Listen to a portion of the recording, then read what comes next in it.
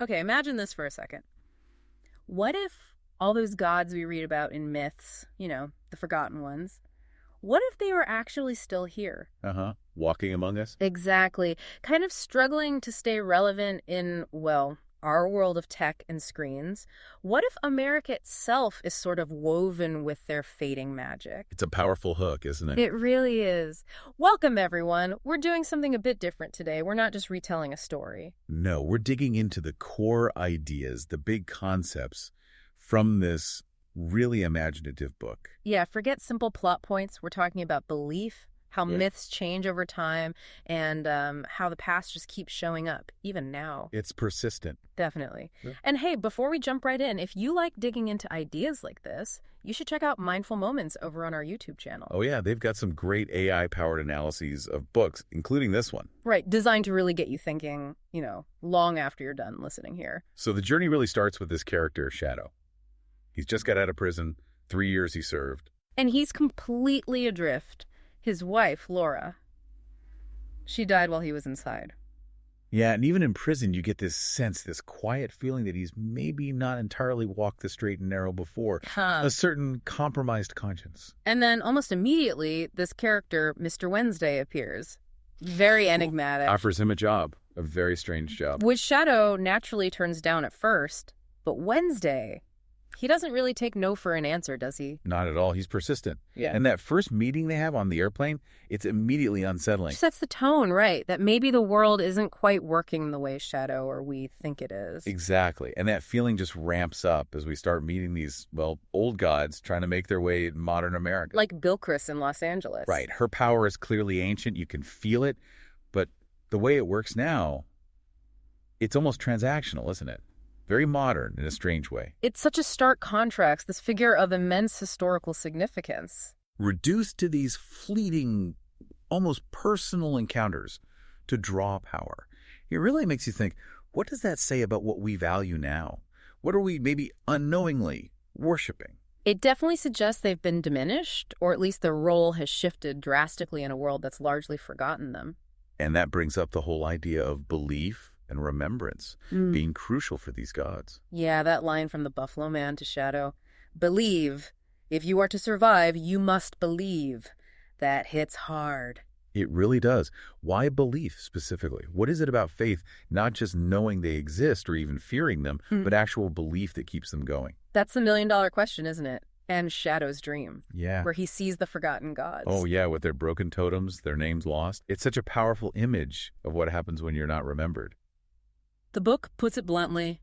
Gods die, and when they truly die, they are unmourned and unremembered. It just stops you in your tracks. What happens when that collective belief just evaporates? Which leads us straight into this idea of the changing landscape of worship, the new gods of America. And Wednesday is deeply cynical about this shift. Oh, completely. That line, they don't have a fucking clue. It says everything about how he views modern devotion, or lack thereof. And his comment about the railroads is so sharp. Right. They worshiped the railroads here only a blink of an eye ago. And now the iron gods are as forgotten as the emerald hunters. It just highlights how quickly things change. Even massive things that seem central to society can just fade from our collective focus. Makes you look around today, doesn't it? Yeah. What are we pouring our energy into now that might seem completely archaic in 100 years? Totally. And for Shadow, personally, his dreams and these visions become like a window into another layer of reality. Especially his encounters with Laura after her death. Yeah, those really blur the lines. What's real? What's belief? What's grief? What's something else entirely? It challenges his and our understanding of existence beyond just the physical, tangible world. These moments aren't just about Shadow's grief, though. They hint that maybe that veil between worlds, it's thinner than we usually think. Perhaps, yeah. And this tension, this clash between the old ways and the new, it really comes to a head when Wednesday meets the fat kid. Who represents the new powers, technology, media. Exactly. And Wednesday just lays into him, you have been consigned to the dung heap of history while people like him ride in their limos down the superhighways of life. Oof. It's brutal, but it starkly shows that power shift, the changing of the guard in America's sort of unofficial pantheon. It shows how vulnerable even powerful beings are when belief shifts away from them. The old gods are facing potential irrelevance against these newer, maybe more abstract powers. And layered through all this is that theme of misdirection, of illusion. Yeah, introduced through the coin tricks, right? With Sweeney teaching Shadow. Sweeney's all proud, like, I did it, with panache and style. Well, Wednesday just calls it what it is. It's called misdirection. It makes you wonder, doesn't it? How much of what we see as power, whether it's divine or human, is actually just a really good trick, a well-crafted illusion. That's a really key point, I think. Maybe that misdirection isn't just about coin tricks. It could be about how narratives are shaped, how perception is managed. How belief itself can be guided, maybe even manufactured. And then you have Mr. Ibis with his perspective on American history. Calling it fictional, essentially. Right. Saying the gods weren't native here. They were brought over by immigrants. They took root in people's minds, part of their cultural baggage. So it's not just about bringing statues or rituals. It's about transplanting whole ways of seeing the world. Exactly. Ibis suggests America's identity isn't this fixed thing, but this constantly shifting story, shaped by all these different beliefs people carried with them and adapted. Our whole understanding of history becomes a kind of collective story influenced by belief. Mm-hmm.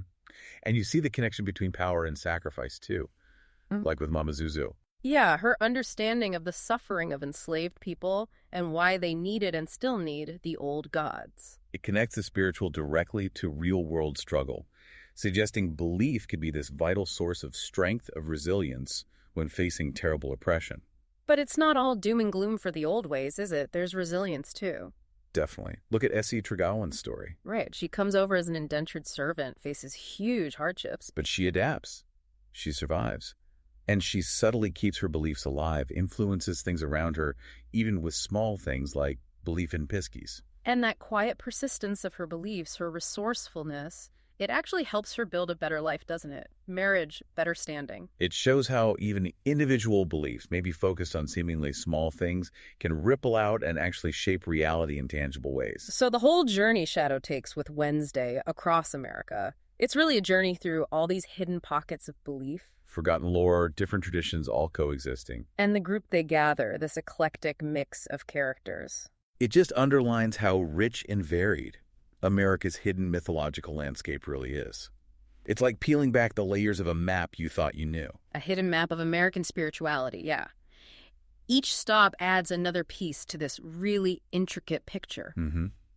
And underneath it all, you feel this tension building. There's a conflict brewing. Definitely.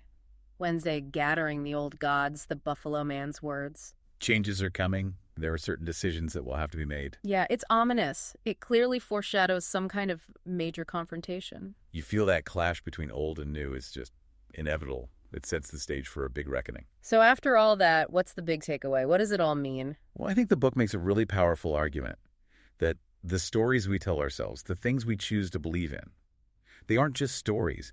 They actively shape the world. Even the physical world, the ground under our feet. Right. Shadow's journey, seeing these ancient figures trying to survive or reemerge, it just highlights how powerful myth still is. And how we're constantly negotiating between the past and the present, what was and what is. We've really only skimmed the surface here. There's so much depth in this book. Oh, absolutely. But hopefully this conversation has sparked some curiosity for you, maybe offered a few aha moments about the kind of unseen forces that might just be shaping our own world, our own American landscape. Things we don't always notice. Exactly. And if you enjoyed digging into belief and mythology like this, definitely check out our other podcasts for more conversations. And don't forget Mindful Moments on our YouTube channel for those AI-driven insights into this book and others. Yeah, we really encourage you to subscribe. If you haven't, maybe share this chat with someone else you think might find it interesting. And if you want to dive deeper into the story itself, consider grabbing the book. There's usually a link in the show notes. Most importantly, though, keep thinking critically. Keep questioning the stories that shape your world.